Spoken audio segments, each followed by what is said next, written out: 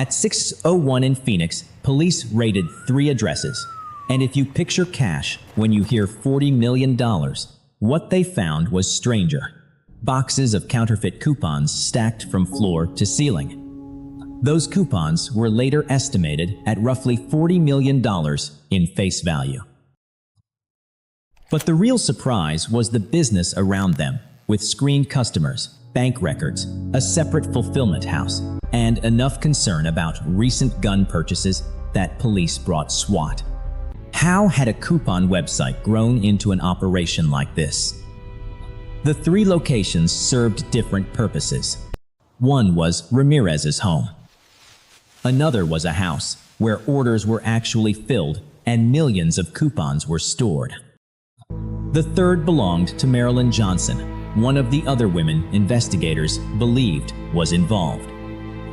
That distinction mattered because police weren't walking into a house where somebody had made a few fake discounts for personal use. By the time they served the warrants, they believed they were looking at an organized commercial operation. The coupons were the inventory. At the fulfillment house, boxes of them occupied so much space that one room was stacked from the floor, almost to the ceiling. Some promised a few dollars off an ordinary product. Others could cover the full price of an item.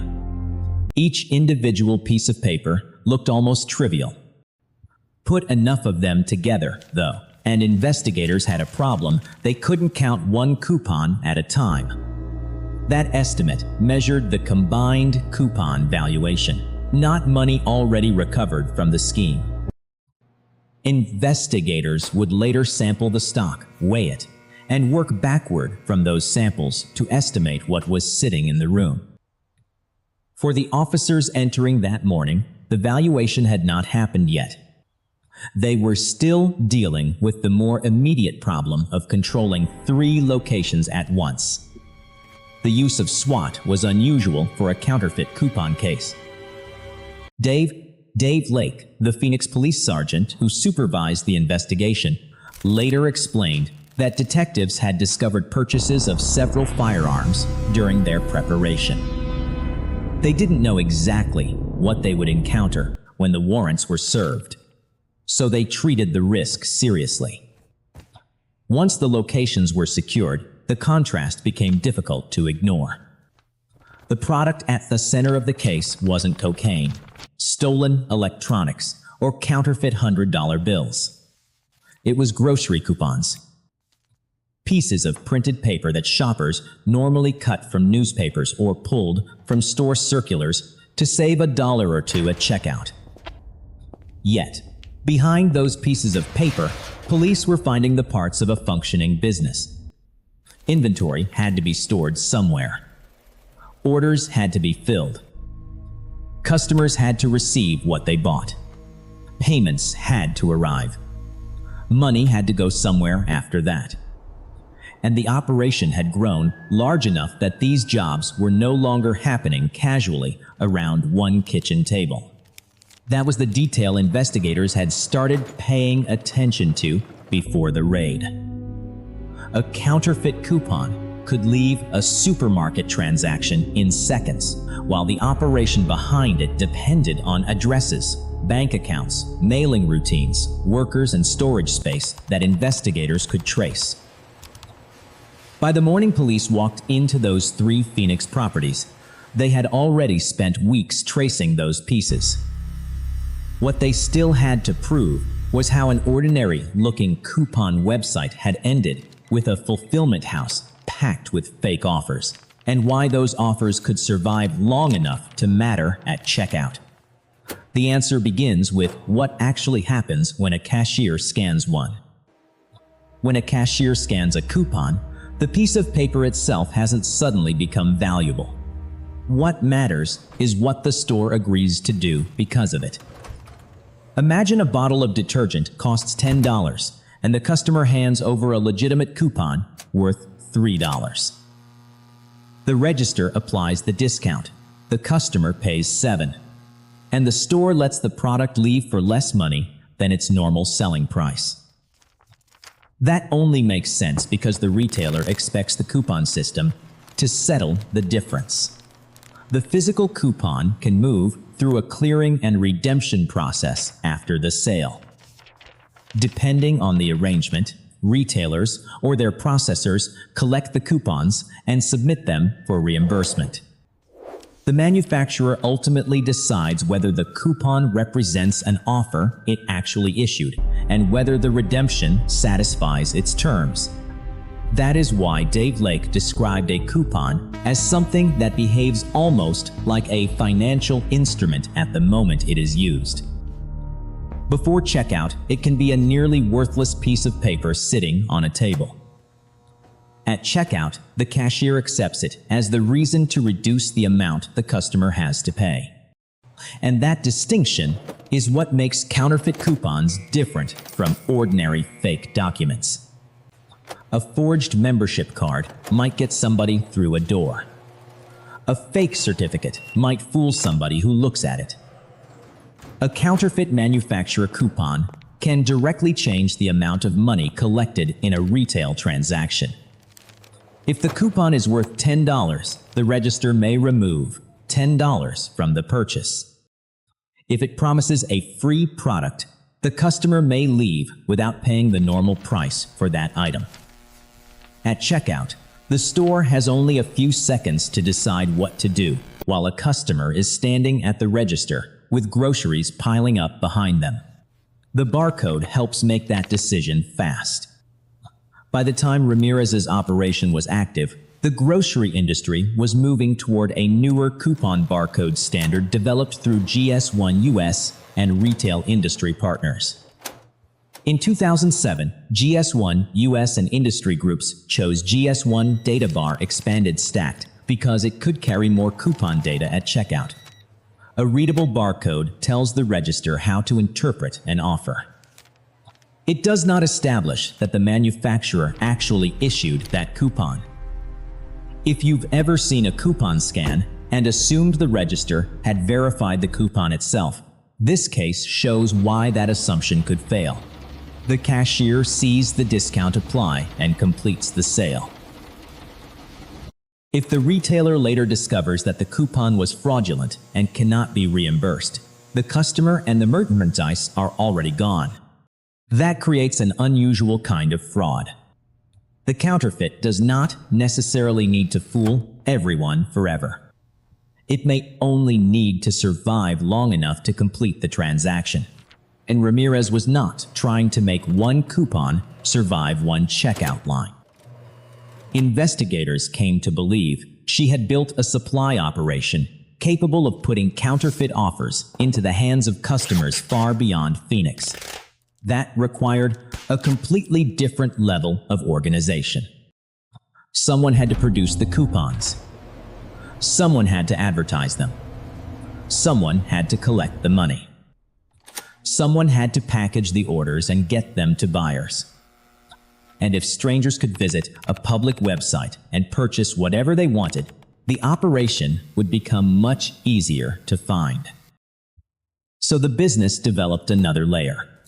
You could buy from Savvy Shopper, but first, somebody already inside had to let you in. The referral requirement is where Savvy Shopper stops looking like an ordinary coupon site. Ramirez did sell counterfeit coupons online. ABC News reported that the counterfeit coupons were primarily sold through eBay and her website, Savvy Shopper site. But according to Dave Lake, the Phoenix police supervisor, who later worked the case, getting into Ramirez's network involved more than finding a product page and clicking buy. She screened buyers. Somebody already connected to the network had to refer you, and that person had to vouch for you. Lake paid attention to that because it answered an important question for investigators. Could Ramirez plausibly claim that she had stumbled into something she did not understand? A normal retailer wants more customers and usually does not require an existing customer to certify that a new buyer can be trusted.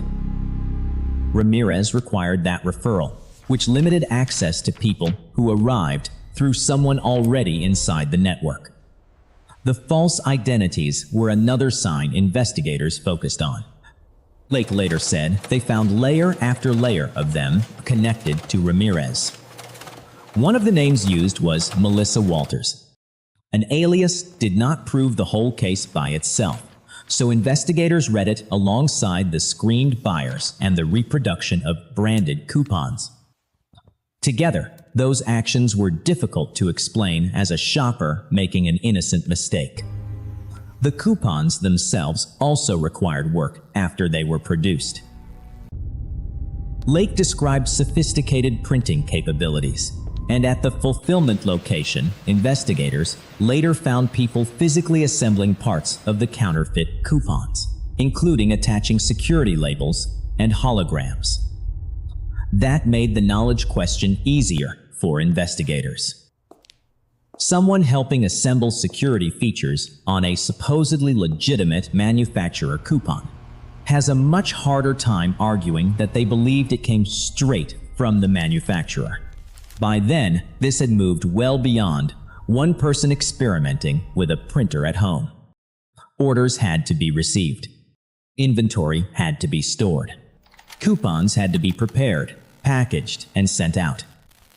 Lake said a separate stash house was used to fulfill orders and hold millions of coupons. One woman working there filled orders during the day and lived at the property. Marilyn Johnson, another defendant in the case, had also become involved after buying coupons herself.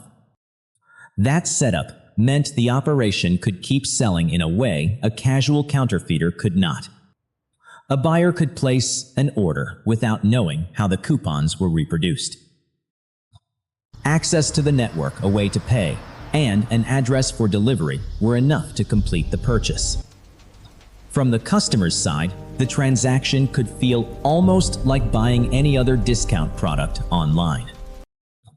That appearance was useful to the operation because the business could sit inside familiar systems. A website, online marketplaces, bank accounts, mail delivery, and grocery checkout lanes. Those familiar systems made the operation practical, and they also widened the trail. Every new order created another payment and another shipment outside the closed referral network. By 2012, manufacturers knew counterfeit copies of their coupons were circulating, but identifying the seller behind them was harder than identifying a fake coupon. Some of the companies responded by hiring investigators to work backward from the product. Counterfeit coupons were appearing in stores, and companies could see that some of the offers being redeemed were not theirs. The difficult part was working backward from a piece of paper used at a supermarket register to the person producing and selling it. According to Dave Lake, Procter & Gamble eventually took a leading role in that effort. The company worked with private investigators who specialized in counterfeiting, including Chris Buckner and investigative consultants in California. The companies already knew the coupons were fake. What they needed was a source. Private investigators pushed up the distribution chain from buyers to sellers, online accounts, and identities. False names and the referral gate slowed that work. ABC News reported that manufacturers and the Coupon Information Corporation eventually traced the activity to Phoenix. That was the moment Lake became useful. He was no longer working as a property crimes detective. He had been promoted to sergeant and was supervising patrol officers whose normal job was answering emergency calls. An investigation involving a hidden online counterfeit business was far outside the work his squad ordinarily handled. But Lake had spent years studying organized commercial crime, and he also had experience running businesses himself. He had previously worked with some of the private investigators now involved in the coupon case. When they believed the woman they had been tracing was in Phoenix, they contacted him. Lake initially expected to consult rather than take over the investigation. He went through the department looking for a unit that could handle it. But the property crimes detectives already had large caseloads, and the case was unusually complex. So he asked for permission to use it as a training case for his patrol officers. The arrangement was hardly ideal. Lake later said the work had to be done largely on days off, because the squad still had to cover its normal police duties. There was only limited overtime money available, and Lake said he performed his own work on the case without overtime pay.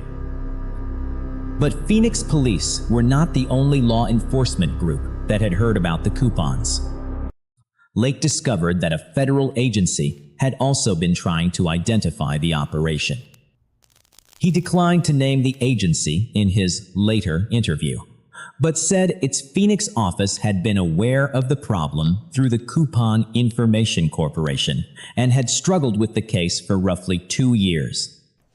Instead of starting over, Lake approached the federal investigators and asked whether the groups could work together. They agreed. The manufacturers understood the products and the losses they were seeing. Private investigators had already traced the distribution toward Phoenix. The federal investigators brought their existing work, and Lake's team could concentrate on the physical operation inside the city. This was where the investigation began to change. The team still had to understand printers, designs, trademarks, and production methods. Lake also approached the case through the ordinary questions that keep a business running. How was the operation actually functioning? A seller working at that scale still had to receive money, store inventory, fill orders, ship packages, and spend the proceeds. None of those activities disappeared because the person running the website used a false name. Lake later said that once his team began looking at the operation through its business processes, the evidence they searched for changed. Investigators began asking where Ramirez banked, where her money went, how orders moved, and which locations performed which jobs. One officer, Sarah Garza, was assigned almost entirely to the financial side. Her subpoenas would turn a coupon investigation into a map of the business behind it by following the part Ramirez could not hide behind a screen name, the money. If cases like this are why you watch this channel, subscribing helps you find the next one. Lake had brought Garza into the investigations specifically for her financial experience. Once the team had identified Ramirez, Garza began preparing subpoenas for banking records and other financial material connected to the business. That created an unavoidable delay. A subpoena could take roughly 30 days to produce records. Lake later said his team had Ramirez identified during the first month of their investigation, but much of the next month was spent waiting for the evidence that would allow them to document what the business was doing. Those records mattered because customers were paying for coupons, which created accounts and transactions investigators could study.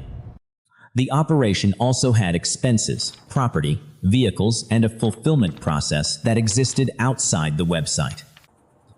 At the same time, investigators began looking at how the orders physically moved. A United States postal inspector joined that part of the case and helped the team understand Ramirez's mailing patterns. That gave investigators another view of the operation. They were no longer looking only at who appeared to own a website. They were looking at where orders were prepared, where they left from, and how the business behaved when somebody actually bought something. Lake later emphasized that his team analyzed the operation as a business.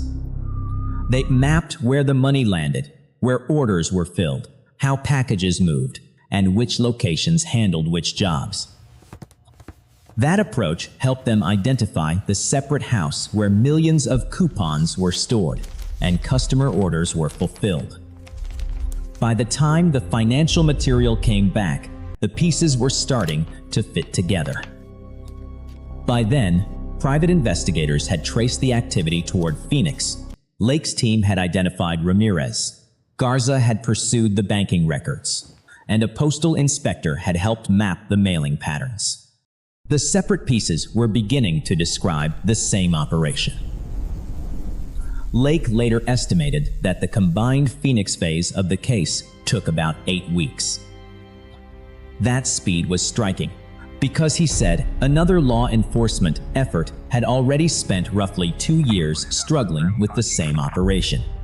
Lake did not publicly identify the federal agency involved. He credited the faster Phoenix phase to the groundwork and cooperation that were available by then. The speed came from work that had accumulated across several groups. Private investigators had already done substantial groundwork. Affected and companies were cooperating. A federal team shared what it had, and Lake's officers could work close to the physical locations, while Garza followed the financial evidence. Then the investigation produced another concern. The team also found recent firearm purchases connected to the operation. Because officers could not know where those guns would be during the raid, Lake treated them as a safety risk. Lake's patrol officers were not a tactical entry team. So the search warrants changed.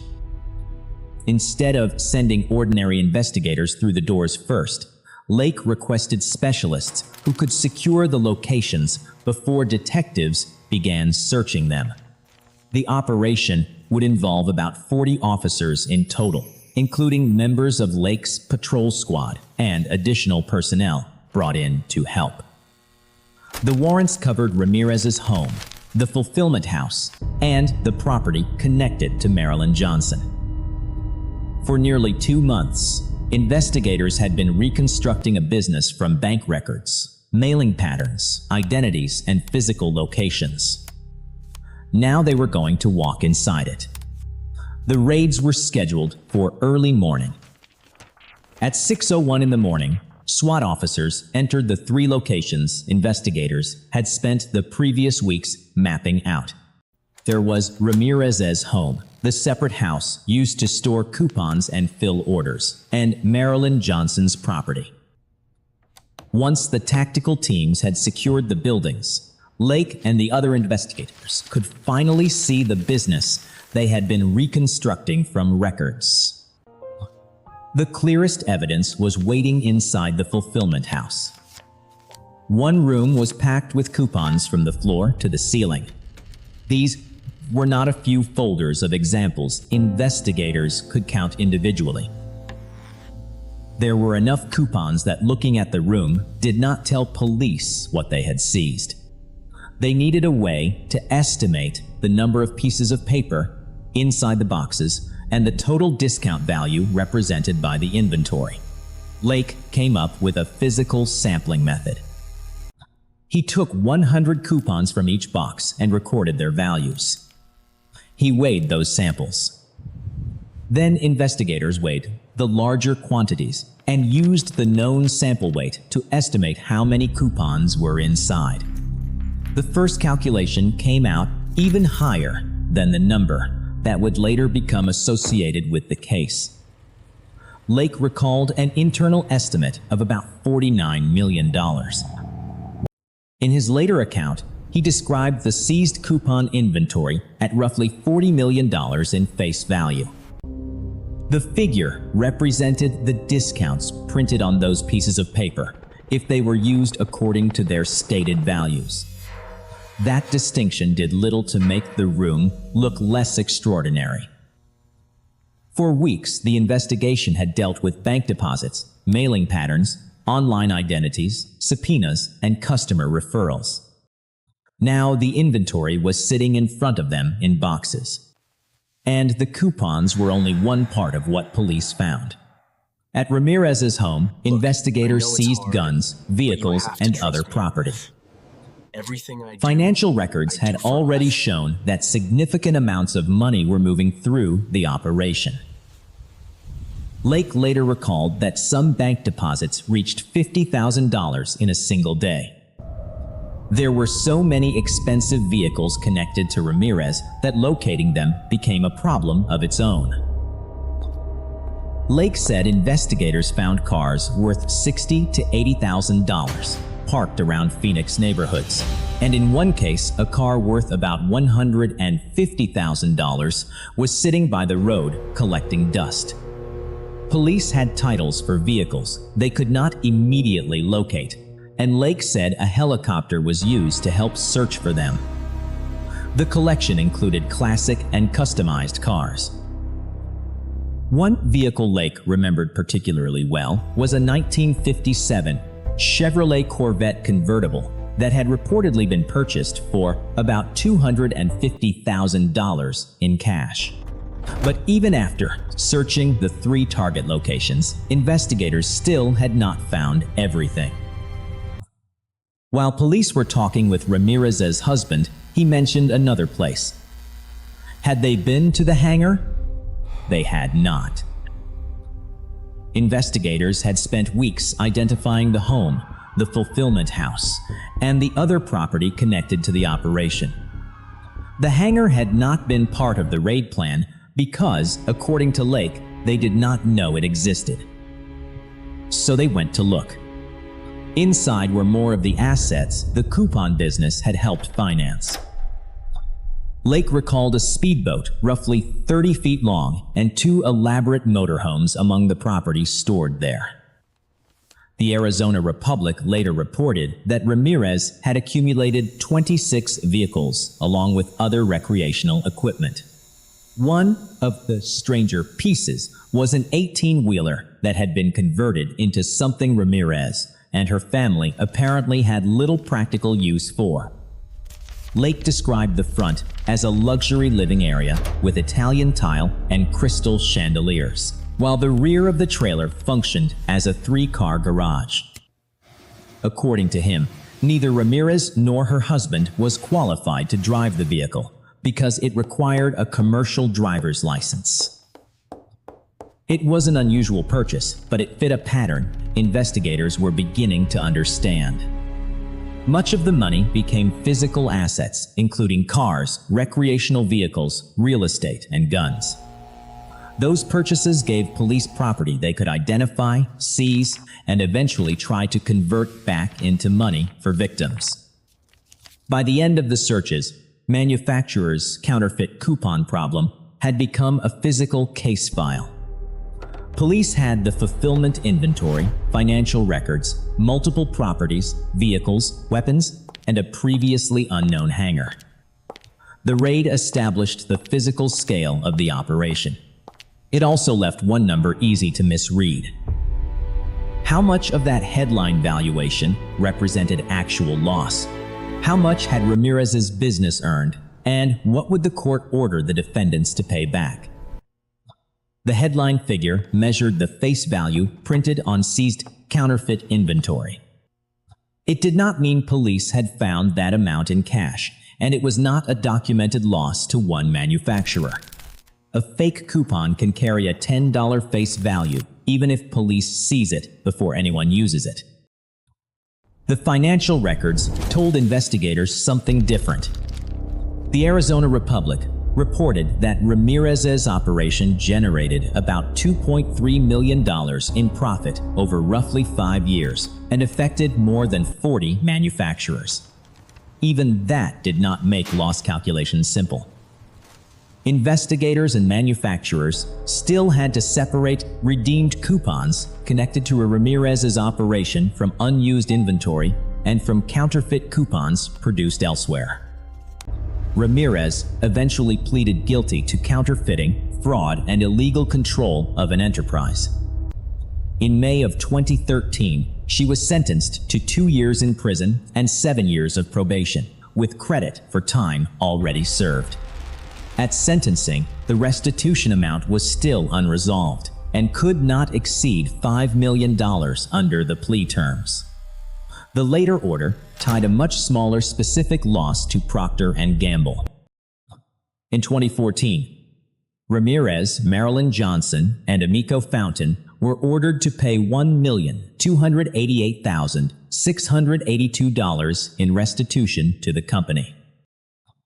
Johnson and Fountain had pleaded guilty to counterfeiting and received probation after agreeing to cooperate against Ramirez. By then, the operation had been dismantled. Police had seized the remaining coupon inventory and traced assets, accounts, and properties that had once supported the business.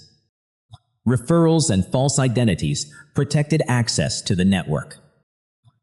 At the same time, customer payments landed in accounts, orders left physical addresses, packages moved through the mail, and inventory occupied rooms large enough for investigators to weigh it.